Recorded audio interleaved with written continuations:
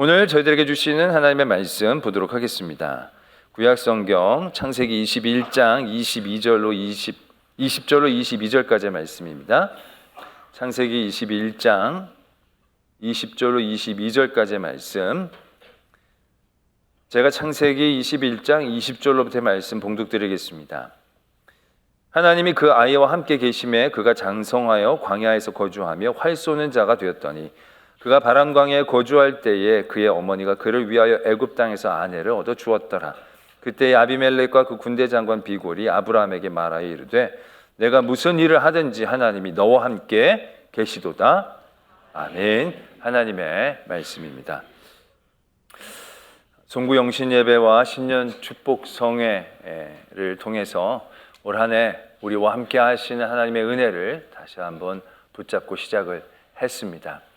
임마누엘의 하나님, 여호와 삼마의 하나님, 베델의 하나님, 그 하나님이 우리의 하나님이시기에 오늘 이 시대를 사는 우리도 지금도 우리와 함께 하시는 하나님, 그 하나님을 어떻게 더 깊이 믿고 의지하고 은혜를 누리게 되어야 할지에 대한 말씀들을 좀 더 나눠보고자 합니다.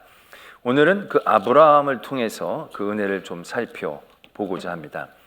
오늘 22절에 보면 아비멜렉과 그 군대 장관 비골이 아브라함에게 찾아와 이렇게 얘기하는 것을 보게 됩니다. 내가 무슨 일을 하든지 하나님이 너와 함께 계시도다. 아비멜렉은 그 지역의 왕의 고유명사 같은 것입니다. 그 지역 이방인, 하나님을 믿는 사람들이 아닙니다. 그런 아비멜렉이 아브라함을 찾아와서 이렇게 고백하고 있다는 겁니다. 믿는 사람도 아니고 하나님을 경외하는 사람도 아니었던 이 사람이 얼마나 아브라함의 삶의 자리에서 하나님을 강하게 느꼈는지 그를 일부러 찾아와서 그에게 이렇게 얘기해 준다는 거예요. 아브라함이 하나님이 나와 함께 하신다라고 고백한 게 아니라 다른 사람이, 하나님 잘 모르는 사람이 아브라함의 삶을 보면서 하나님이 너와 함께 하신다라고 고백을 지금 듣고 있는 그런 말씀이다라는 것입니다. 도대체 아브라함의 삶에 어떤 모습이 있었기에 하나님을 잘 알지 못한 이 아비멜렉조차도 하나님이 너와 함께 하신다 이렇게 강하게 고백할 수밖에 없었을까? 라는 그런 아브라함의 삶의 모습을 한번 살펴보려고 하는 겁니다. 그것에 앞서 여러분들은 어떤 사람의 이렇게 삶을 바라보면서 저 사람이 하나님이 함께하는 사람이구나, 저 사람이 하나님이 함께 하시지 않는가 보다, 그렇게 판단할 때의 그런 기준이나 상황이 어떠한 그런 환경이었었습니까?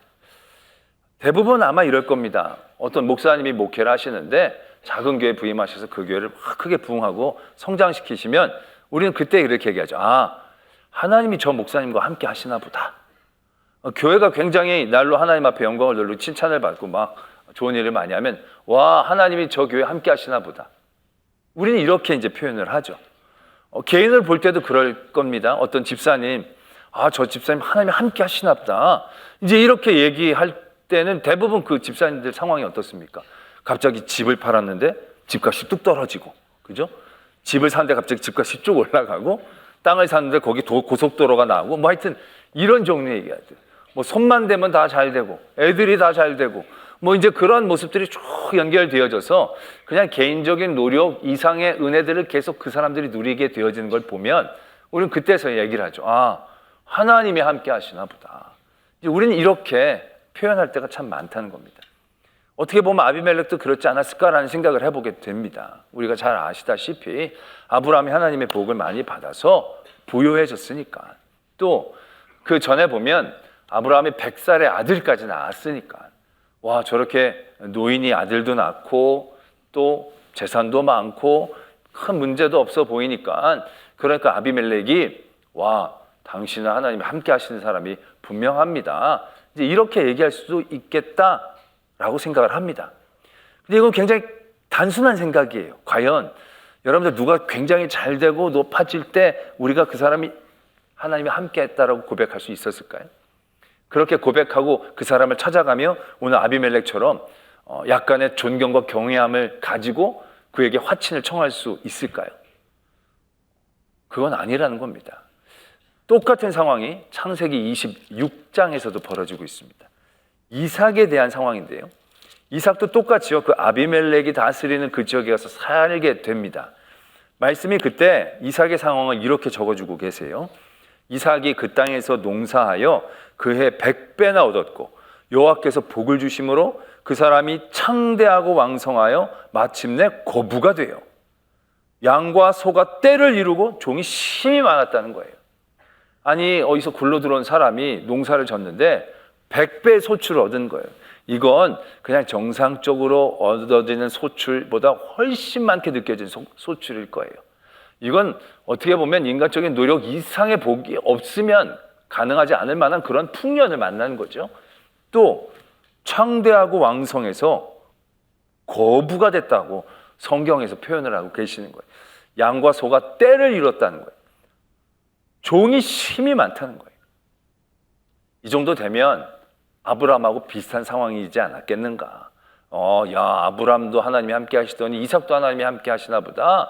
이렇게 존경하고 경외할 만한 상황이 될 것 같지만 상황은 그렇게 흘러가지 않았습니다. 창세기 26장의 말씀을 보면 이렇게 적혀져 있어요. 소가 양이 떼를 이루고 종이 심이 많음으로 뭐라고 적혀져 있습니까? 블레셋 사람이 그를 시기했다. 시기했다는 거예요. 그리고 그 아버지 아브라함 때에 그 아버지의 종들이 판 모든 음물을 막고 흙으로 메었다는 거예요.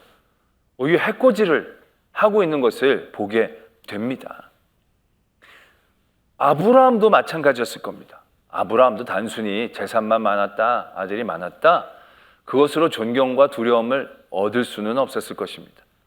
오히려 시기를 받고 질투를 받고 침략의 대상이 되어질 수도 있었을 것입니다. 아비멜렉이 누굽니까? 그 지역의 왕입니다. 물론 아브라함도 무시하지 못할 세력을 갖고 있었겠지만 싸워서 뺏고자 하면 충분히 뺏을 수 있는 그러한 존재였을 것입니다. 그런데 아비멜렉이 그 아브라함의 모든 부를 탐내며 빼앗는 게 아니라 그 모든 것들을 오히려 두려워하며 존경심을 가지고 찾아오고 있다는 거예요. 그리고 그 뒤에 그렇게 얘기합니다. 나와 내 아들과 내 손자와 거짓 없이 우리 잘 지냅시다. 이게 나의 당대에만 잘 지내자고 얘기하는 게 아니고요. 내 손자 때까지 좀 잘 봐달라.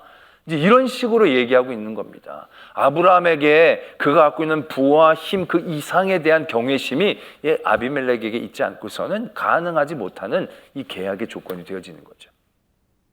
자, 그렇다면 아브라함의 어떤 삶의 모습이 아비멜렉에게 그러한 마음을 가지게 했을까라는 것입니다. 그 이전에 보면 좋은 얘기만 쭉 있어요. 근데 그 뒤로 보면 이 계약 사건의 그 뒤를 보면 이런 사건이 바로 이런 얘기가 이어져요. 이제 아비멜렉이 아브라함에게 맹세하자라고 제안을 했더니 아브라함이 그럼 내가 맹세하겠습니다. 아브라함에게는 거절할 만한 이유가 없는 거죠. 맹세하겠습니다라고 얘기하면서 한 가지 얘기를 합니다. 뭔 얘기를 하냐면 당신의 종들이 내가 판 우물을 뺏었습니다. 라고 아비멜렉을 책망합니다. 지금 다 된 계약에 이게 암초가 이제 발견이 된 겁니다. 아비멜렉이 당황합니다. 나는 전혀 몰랐다고. 하인들이 나한테 보고한 적도 없고 당신도 나한테 항의한 적이 없지 않느냐고. 난 까맣게 모르고 있었던 일이니까 잘 지나가 봅시다. 그래서 아브라함이 그에게 예물을 드립니다. 계약을 잘 마무리한 예물을 드리고 암양 새끼 7을 따로 떼어 놓습니다. 이거 왜 떼어 놓느냐고 물어봤더니 아브라함이 이렇게 얘기를 하죠. 그 우물은 내가 팠다는 것의 증거로 이 암양 새끼들을 받아달라고 얘기를 합니다. 아니, 뺏긴 것도 억울하고 그 당시에 우물은 굉장히 중요한 세력이고 힘이었는데 그 뺏긴 것도 억울하고 손해배상을 청구해도 지금 모자를 판국에 오히려 이 우물은 내가 팠다는 걸 증명할 수 있는 증거물로 이걸 받아달라고 암양을 오히려 준다라는 겁니다. 이건 아비멜렉에게서는 너무 의외의 모습이 될 수도 있었을 것입니다. 그걸 받고 그 계약은 완전히 아름답게 마무리가 됩니다. 굉장히 한 단편적인 사건이지만 이 사건이 어떻게 보면 아비멜렉이 아브라함을 존경과 두려움으로 하나님을 인정하는 가운데 나갈 수 있는 굉장히 중요한 삶의 모습이지 않았을까 생각을 해보게 된다는 거죠. 왜? 빼앗겼을 때 그것을 다시금 항의를 그때 하거나 그것에 대해서 싸우거나 맞서거나 하지 않고 그대로 빼앗긴 채로 그때까지 가만히 있었던 아브라함의 삶의 모습들. 그리고 그 판 우물에 대한 손해배상을 요구하기보다는 오히려 이걸 내가 팠다는 증거를 함께 하시고 그 뒤에 있는 일들을 계획하는 어떠한 이러한 아브라함의 모습들이 단편적이지만 결국 아비멜렉의 그러한 고백을 받게 하는 굉장히 중요한 삶의 모습이었다는 것을 우리는 인정해야 한다는 겁니다. 제가 이것만 가지고 얘기하는 게 아니라요, 창세기 26장에도 비슷한 사건이 전개가 됩니다. 아까 이삭에 대한 사건 말씀을 드렸을 때 사람들이 시기해서 아브라함 아버지 때 판 모든 우물을 막은 거예요. 아까도 우리가 읽었지만 이삭은 지금 때로 소와 양이 있고 종도 힘이 많아요. 물도 많이 필요한 거예요. 그들에게 우물은 굉장히 중요한 요소였고 힘의 근원이었을 거예요. 근데 그 흙으로 메꾸고 막아버린 거예요. 이거 굉장히 시비를 거는 거죠. 도전을 하는 겁니다. 그런데 이삭이 거기서 부딪히지 않고 떠나갑니다. 피해갑니다. 그리고 또 우물을 팠더니 물이 또 나오는 거예요. 그랬더니 그 지역 목자들이 와서 이거 우리 물이라고 또 우기는 거예요. 줘버립니다. 또 옮겨서 또 땅을 팠더니 물이 나는 거예요. 지금 여러분들은 그 땅이 땅 파면 물이 다 나오는 땅인 것 같이 생각을 하시는데 여러분 그곳에 진짜 물을 구하기가 어려운 곳입니다. 물기라고 없는 그 땅에서 물 팠는데 우물이 난다는 건 보통 이게 희귀한 일이 아닌 건데 또 팠는데 우물이 나는 거예요. 그랬더니 또 와서 뺏는 거예요. 벌써 3번째 뺏긴 거죠. 4번째 우물을 팠는데 또 물이 나오는 거예요. 그때서야 비로소 그들이 다투지 않았다. 말씀은 그렇게 적고 계세요. 그리고 다투지 않아서 그 우물을 얻은 것만으로 끝나는 게 아니라 그 다음에 말씀이 이렇게 이어져요. 아비멜렉이 그 친구 아우삿과 군대장관 비골과 더불어 그랄에서부터 이삭에게로 온지라. 아브라함에게 똑같은 일들이 일어났던 그 일들이 이삭에게도 일어나는 거예요. 그 아비멜렉이 이삭에게 내려와서 이렇게 얘기합니다. 여호와께서 너와 함께 계심을 우리가 분명히 보았다. 자, 이 아비멜렉이 어떠한 모습을 보면서 하나님이 그와 함께 하시는 걸, 이삭과 함께 하시는 걸 인정할 수 있었습니까? 소와 양이 때로 많았을 때 아니라는 거예요. 그때는 시기심이 생겼던 거예요. 부자가 됐을 때 하나님 함께 하시는 거나 고백한 게 아니에요. 그들이 그의 것을 빼앗을 때 그들이 부딪히지 않고 옮겨가며 또 땅을 팠더니 물이 나오고 또 팠더니 물이 나오고 또 팠더니 물이 나오고 그 당시 물이 나오는 게 심상치 않은 일인데 이 사람은 가는 곳마다 파면 물이 나오니까 이 사람들이 그것에 대한 두려움을 느낄 수밖에 없었다는 거죠. 빼앗을 수 있었던 사람이고 빼앗았지만 빼앗아도 끝나지 않는 그의 하나님과 함께 하심이 증거되었을 때 결국 그들은 존경과 두려움으로 이삭을 찾아오는 거예요.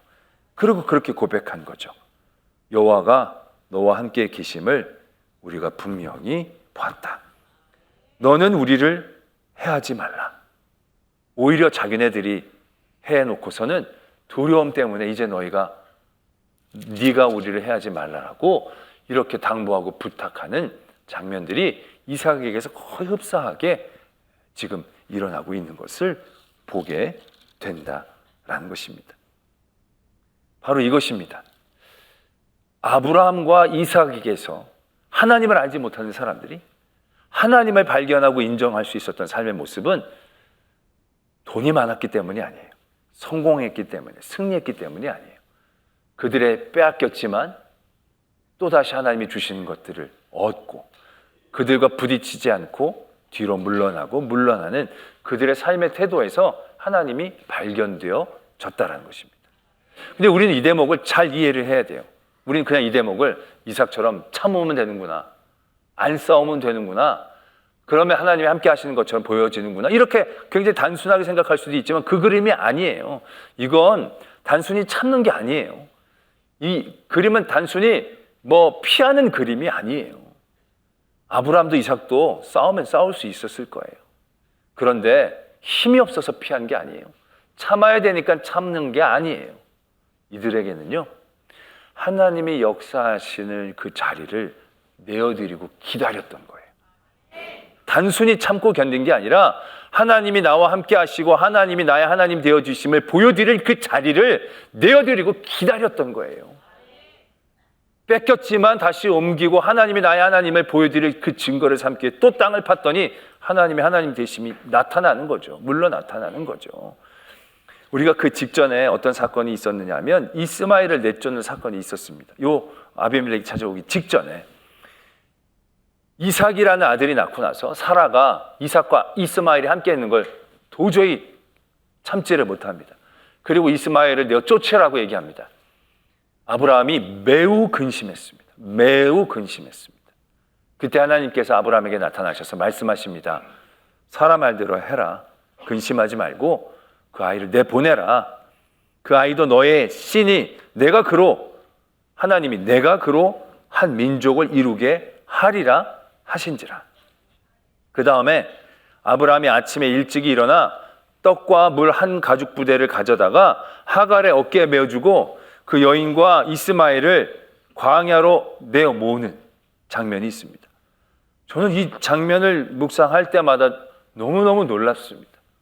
여러분들 생각해 보십시오. 지금 아침에 일어나서 하갈하고 이스마엘을 부른 거예요. 불러가지고는 그냥 떡 하나 주고 물 한 가죽 부대 있는 가죽 부대를 하갈의 어깨에다 턱 메어주고는 가라고 얘기하는 겁니다.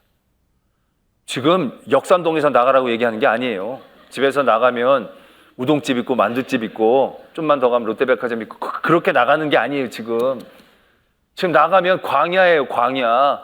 아무것도 없어요. 아무것도 없어요. 물도 없고 음식도 없고 피할 곳도 없는 광야로 이 사람들을 내보내는 거예요. 여러분 생각해 보세요. 아브라함이 그 내보내고 이스마엘과 하갈의 뒷모습을 볼 때 그 심정이 어떠했겠나 한번 생각해 보세요. 군대를 보내신 분들은 알 거예요. 군대를 보낸 아들이 뒷모습을 보이면서 이렇게 군대 안으로 들어갈 때 마음이 진짜 이루 말할 수 없이 괴롭고 힘듭니다. 근데 군대는요, 먹을 것도 다 주고 옷도 다 주는 곳이에요. 그런데 월급까지 주는 대로 보내는데도 가슴이 메어지고 찢어지는데 지금 하갈과 이스마엘은요, 이 광야에 그냥 멀쩡한 이 애랑 그 여인을 그냥 내보내는 그 뒷모습을 아브라함이 보고 있다고 생각해보세요. 그 뒷모습, 아마 이스마엘이 뒤를 좀 돌아다 볼 수도 있었겠죠. 그럴 때마다 이 아브라함이 얼마나 억장이 무너졌겠어요. 아브라함이 돈이 없어요. 소가 없어요. 말이 없어요. 하인이 없어요. 아브라함에게는요, 정말 재산 한몫 뚝 띄어지고 한 20년 정도는 살 만큼 해주고 내보내는 게 훨씬 더 쉬운 일이었을 거예요. 아브라함에게는 떡 하나 물 하나 얹어주고 이 둘을 내보내는 것은 죽음보다도 고통스러운 일일 수도 있었을 거예요. 근데 아브라함은 그걸 해내고 있어요. 그렇게 하고 있다는 거예요. 이거 너무 잔인할 정도로 놀랍지 않아요? 아니 어떻게 이렇게, 아니 그냥 말 한 피를 줄 수 있잖아요. 며칠은 견디게 할 수 있잖아요.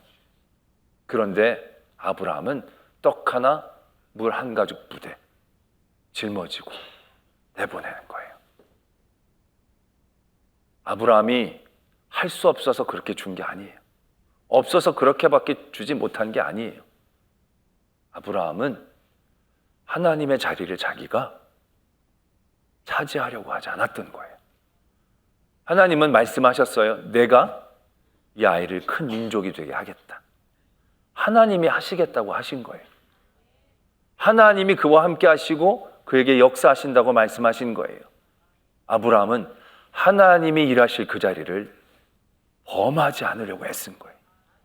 한 끼라도 더 책임지고 싶었지만 하나님이 함께 하시니까 자기는 한 끼조차도 책임질 필요가 없었던 거예요. 책임져서는 안 되는 거예요. 그들이 빨리 하나님을 만나게 하기 위해서는 그는 그렇게 행동했어야만 했다는 얘기죠. 그 결과 어떻게 됩니까? 금방 물이 떨어지죠. 하갈이 절망하며 웁니다. 이제 죽겠다. 부르짖었더니 하나님이 하갈에게 나타나시죠. 그리고 눈을 떠 샘물을 발견하게 하시고 성경이 이렇게 적고 있어요. 하나님이 그 아이와 함께 계심에 그가 장성하여 광야에서 거주하며 활 쏘는 자가 되었더라. 아브라함의 많은 떡, 아브라함의 많은 재산이 이스마엘이 광야에서 살아가게 하는 힘을 줄 수는 없을 겁니다. 버티는 역할은 할 수 있었겠지만 그가 활 쏘는 자가 돼서 광야에서 떳떳이 한 인생으로 살아갈 수 있게 하는데 그의 물질이 어떤 도움을 줄 수 있었을지 알 수 없는 일입니다. 그러나 아브라함은 냉정하리만큼 하나님의 하나님 되심을 인정받을 그 자리를 내어놓았던 것입니다. 그럴 때 하나님은 역사하신 거예요. 하나님이 함께 하셨다라는 말은요, 어떻게 보면 약속된 백성, 하나님의 사람들 위엔 잘 사용되지 않는데 오늘 이스마엘에게 이 말이 사용되고 있는 거예요. 이 말이 어떻게 사용될 수 있었습니까? 아브라함이 그 자리를 내어드린 거예요.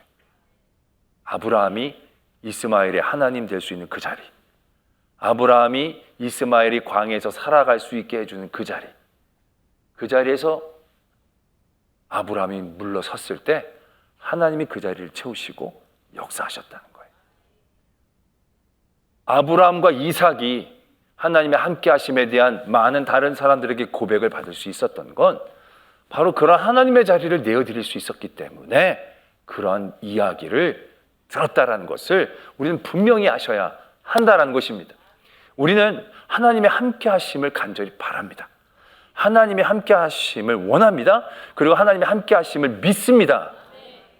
그런데 여러분들의 삶의 자리에서 하나님이 주인 되어지시기 위한 자리, 그 시간들 얼마나 내어놓습니까?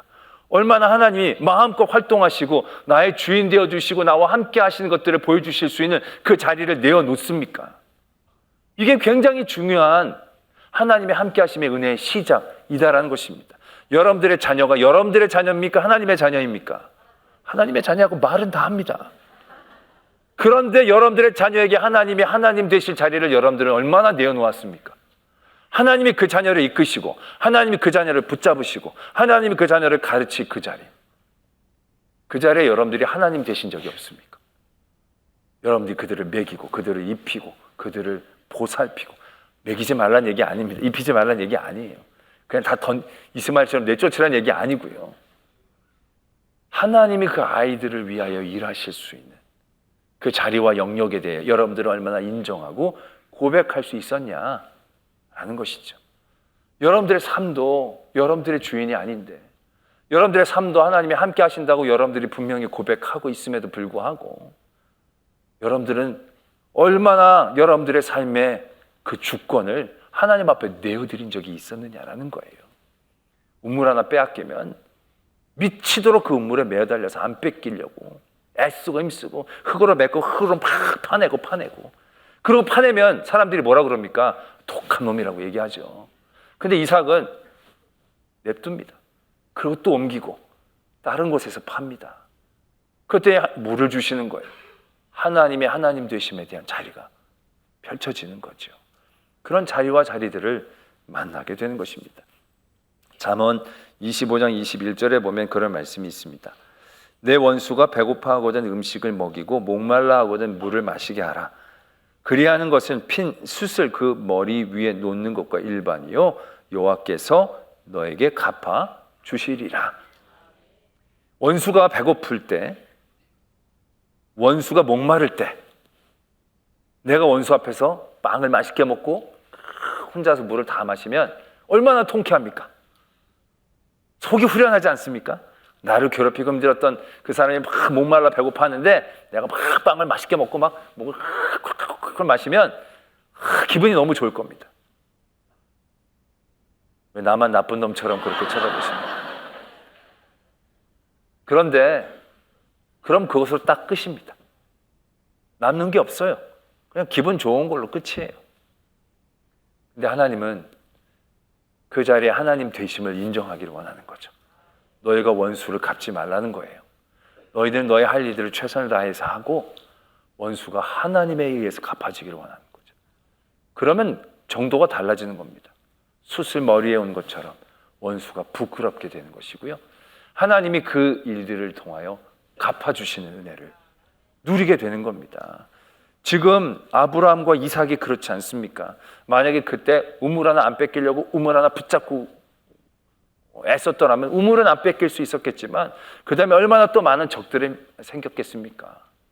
그러나 그때 내어놓고 하나님의 하나님 되심을 인정하며 기다릴 수 있었을 때 아비멜렉이 와서 그에게 머리를 숙이지 않습니까? 군대 장관이 그에 와서 화친하자고 손을 내밀지 않습니까? 그리고 그의 삶이 영원한 평안과 존경 가운데 보장되어지는 계약을 맺게 되지 않습니까? 이게 하나님의 하나님 되심을 나타낼 수 있는 귀한 시작이다라는 것을 우리가 분명히 발견할 수 있게 된다는 것입니다. 그러나 우리가 이럴 때 유의해야 할 것이 있습니다. 이삭처럼 내 우물을 빼앗겼을 때 하나님이 이러실 줄로 믿고 우물 내어줘 버립니다. 그리고 또 옮겨가지고 땅을 팝니다. 근데 물이 나와야 되잖아요. 그러면 물이 안 나오는 거예요. 그럼 어떻게 되겠습니까? 여러분들 굉장한 큰 실망감에 아마 젖어들 겁니다. 이게 뭡니까? 하나님 이 대목에서 물이 나와야 되는데 왜 물이 안 나옵니까? 여기저기 파서 물이 안 나오면 사람들이 얘기할 겁니다. 아유 저 미련한 호구 같으니라고 얘기할 거예요. 그 말을 듣는 게 더 괴롭고 힘들 겁니다. 아니 이게 뭡니까? 하나님의 하나님 되심을 나타내기 위해 이렇게 내어드렸는데 하나님이 마음껏 좀 나타내 주셔야 되는데 왜 나타나지 않으십니까? 그러한 자리들을 만나게 될 겁니다. 여러분 하나님의 하나님 되심이 어떻게 나타나는지를 우리는 잘 이해해야 합니다. 이삭처럼 팠더니 물이 나왔을 때 하나님이 나타나신 걸까요? 아브라함이 큰 부자가 되고 그런 역전이 되어졌을 때 그때 하나님이 나타나시는 걸까요? 생각해 보아야 합니다. 그럼 하나님이 함께 하심의 증거는 돈이겠네요. 하나님이 나와 함께 하심의 증거는 성공이겠네요. 하나님이 나와 함께 하심의 증거는 승리여야 하겠네요. 그러나 여러분 예수님이 십자가에 달리셨을 때 예수님은 힘도 있고 지혜도 있으셨어요. 근데 자신의 삶에 하나님이 주인 되어 주심을 맡겼어요. 하나님의 계획에 자기의 삶을 맡겨드렸어요. 그랬더니 어떻게 되었나요? 예수님이 배반을 당하는 거예요. 하나님 앞에 맡겨드렸더니 예수님이 정말 아무것도 아닌 이들에게 붙잡히시는 거예요. 아무것도 아닌 이들에게 멸시와 수모를 당하게 되시는 거예요. 그리고 십자가에 달리시는 거예요. 그때까지는 오케이 좋다. 충분히 이해할 수 있어요. 근데 그럼 십자가에 달리셨을 때 내려오셔야 되잖아요. 그래야 하나님의 함께 하심에 대한 분명한 증거가 되지 않겠나.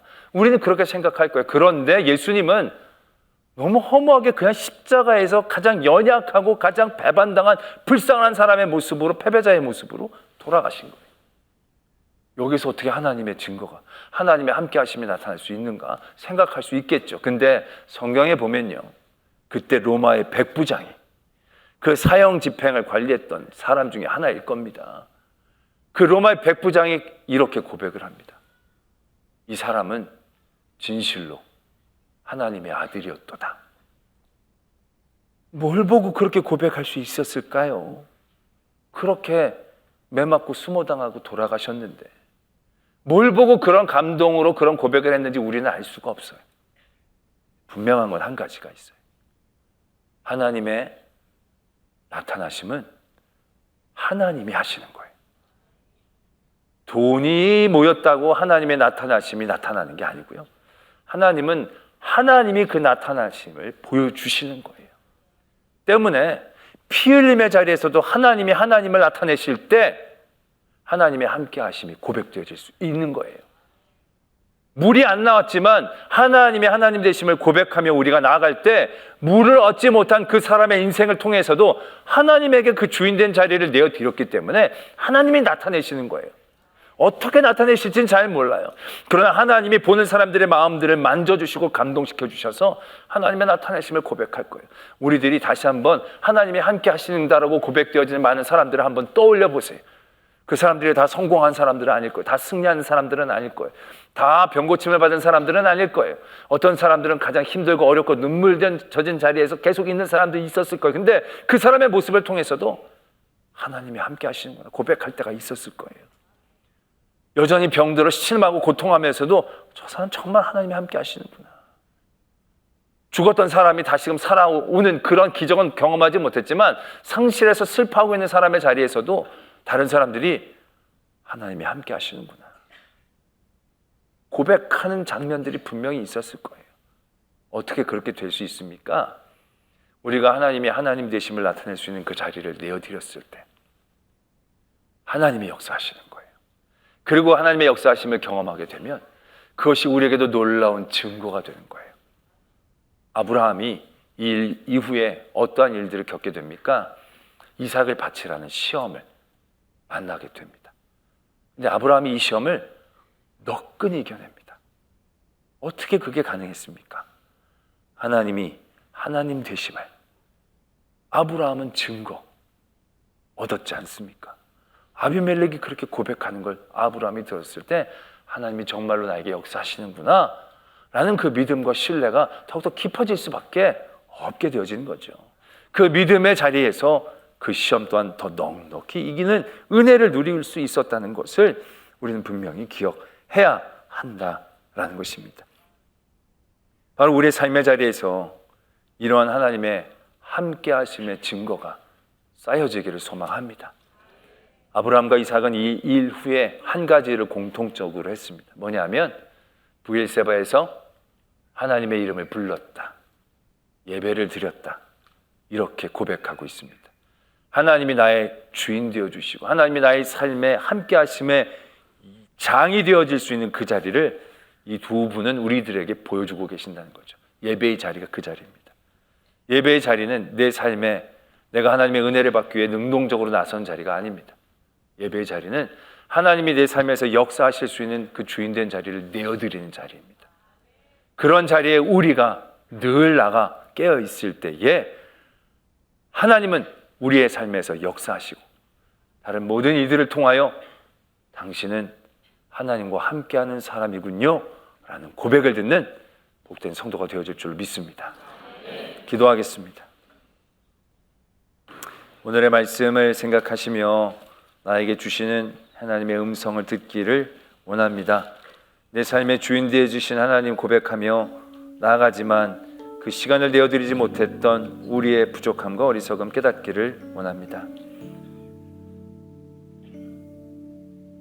하나님이 그 아이와 함께 계심에 그가 장성하여 광야에서 거주하며 활 쏘는 자가 되었더니 아비멜렉과 그 군대 장관 비골이 아브라함에게 말하여 이르되 네가 무슨 일을 하든지 하나님이 너와 함께 계시도다.